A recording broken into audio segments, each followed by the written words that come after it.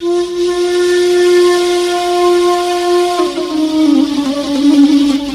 welama mawɗo bandiraɓe hewɓe jagguɓe hen jiɗitta musidɗo men woni Daouda Dia premier ministre à l'Assemblée nationale kono noon Amadou Samba Kane maire Hamady Hounare so mbiɗen limta jagguɓe hen ɓe eɗen mbawi manan hirde ɗo henna walla eɗen mbawi ɓoyde ɗo henna paren koye marraine o marraine wiyete ko Adja Fatou Anne Dia ko wuuro ene wiye Demet nden hitande kanko o woni kadi o waɗa o meeɗino wonde premier adjointe au maire de Demet ngol ɗon woni kadi lawol makko ɗiɗoɓol e on saaha noon ko Abdoulaye Elimane Dia Kaladio kañum woni maire ko ɓuuri hen ko welde en nde jaaɗen piilngal ngal nde ɓe mbatte élire woni nde ɓe jooɗoto nde ko nden wanon ko musidɗo men ɓooyɗo o siftori wonde laabi kewɗe mo fonno arde événement mo mbatten o heɓata hano arde o alani jot o wi hikka Oumar ko min waɗi hooram marraine o festival jettodiren si terre de musique traditionnelle moderne de Pulaar te eɗen gandi Faty Anne eɗen gandi Fatou Anne ko debbo tiɗɗo ko debbo mo ganduɗa kala ko waɗata tabarakallah machallah mo kala ene yiito hen hoore muɗum on jii saalo no wayi hewde yimɓe waddi ala no mbatten e goppat bandiraɓeɓe ɓe daara Fatou Anne ɓe ganda tigui rigui ko haali ko eɗen mbawi wiide o jogori ko haalde haala mbakka fayida e mbatta hen commentaire e gaccat bandiraɓe daara ko Fatou Anne haali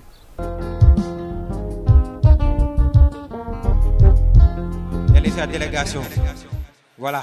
ñaan ñi koy accompagner rek nañu ñëw ngeen tàccuwaat ko bu baax a baax s'il vous plaît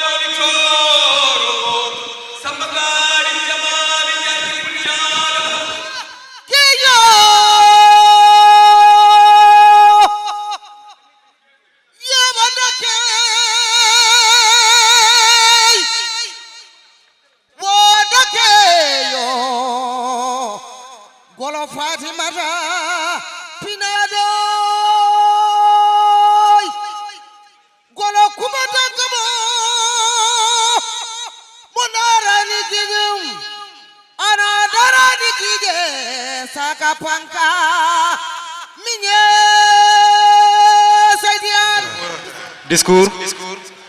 Maintenant, le discours, le mot de bienvenue à l'endroit des invités. Madame Fatou Anne, c'est à vous.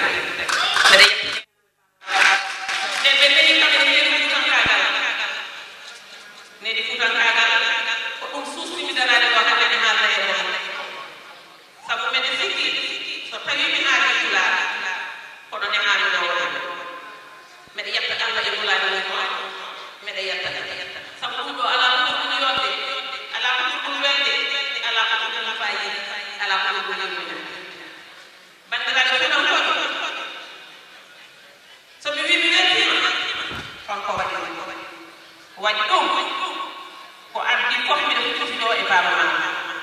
Baba Mal mede salminma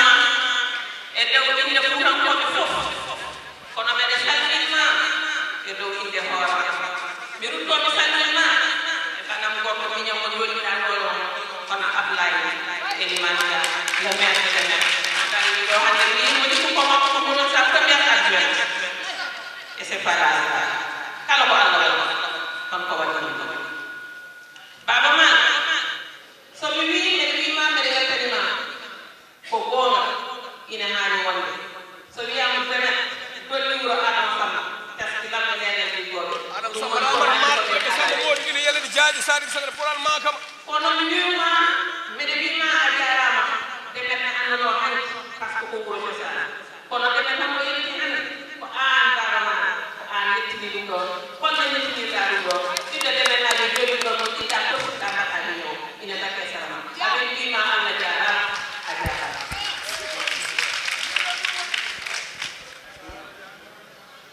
so ɗum ɓeni Abdou Ba nan ɗon dakke sarama Abdou Ba ko ɓooga amin kamnaturi kono ɓeydi janodiringal ko mamma Cerno Yubba mamma Sow donc Allah jarama kono fof on jarama kono noon bandiraɓe oɗo ñalawma hande ɗen wettike holko ɓettitimi hen par ce que Baba Mal ɗo wiya Baba Mal fof partout dans le monde entier aɗa anda ɗum ko tiɗɗo fuutankoɓe amin ƴetten Allah e dulaɗo kono hono ɗen ɗo ñawi so tawi ne waɗa sukaɓe wonɓe nani ɗo en ɗum ɗone ne waɗa ɗumen ande donc ɗum mbeɗe ñaagi Allah yo ɗum waɗa sa e sa fof mi wawa hajjumnade hen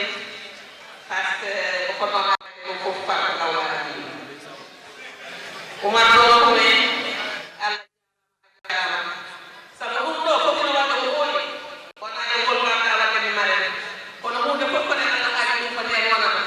a waɗino ɗum on ha tawi ala ɗo enne kotte ɗi ɗanino ko ɗum arti oɗo ñalawma hande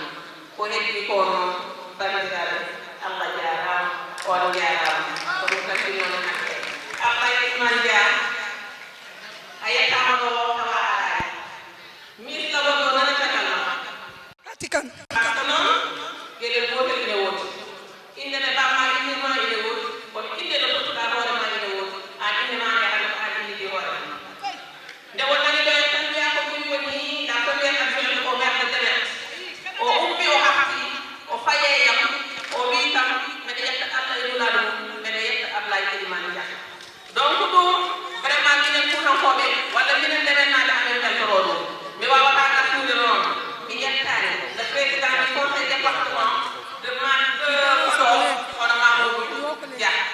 minen fof komin ndemennaɓe Allah jarama on jarama sakinaɓe on jarama wotama fof sakkinama inde mum yettoɗo ɗum e inde hoore mum e inde pulaako e inde fuutankaɓe e wuro mabɓol ɗum e inde alaji Baba Mal e inde Ablaye Elimane Dia e inde Abou Djiba e inde kala goɗɗo ɗo jooɗiɗo tuggude garɗo nootade wiyamen ɓe kala mo mbawɗa wonde lelol ha e ñembe ɗe ha e cohloɗe arduɗoɗe jooɗiɗo mon fof sanniramen ɗum e tolni ɗo min dari ɗo noon min kersani sabu min dardi koye dure makko mat rek min dardi koye Fatou min dardi koye talum Cheikh Oumar Foutiyou Koddo Adama Souleymane Siré Samba Demba Moutar Seydi Baba Mouhammad taw kadi ba makko ko kaw makko ko talum kadi Cheikh Oumar kanko joom galle makko ko talum Cheikh Oumar Koddo Adama Souleymane Siré Samba Demba Moutar est ce que ma sa yettiri minen en lutuma ƴetto sabu ko an darani rewɓe an walli rewɓe an ɗinni rewɓe an neɗɗo ɗo ha nder koya aɗa waɗa finance aɗa hono rewɓe aɗa hono no liggorto aɗa hono ɗumen rewɓe cuuɗi mumen aɗa hono ɗum no ko nafata ɗumen seydi Yara Voilà. Maintenant, à votre attention s'il vous plaît. Depuis tout à l'heure, sànq ba tey ñu ngi leen di koy wax tey fii la ñuy defee lancement première li nga xamante ni mooy le nouveau clip de El Hadji Baba Mal. Le son Kalajo, le nouveau clip. Vous serez les premiers à visionner cette vidéo, n'est-ce pas? Kalajo, c'est maintenant.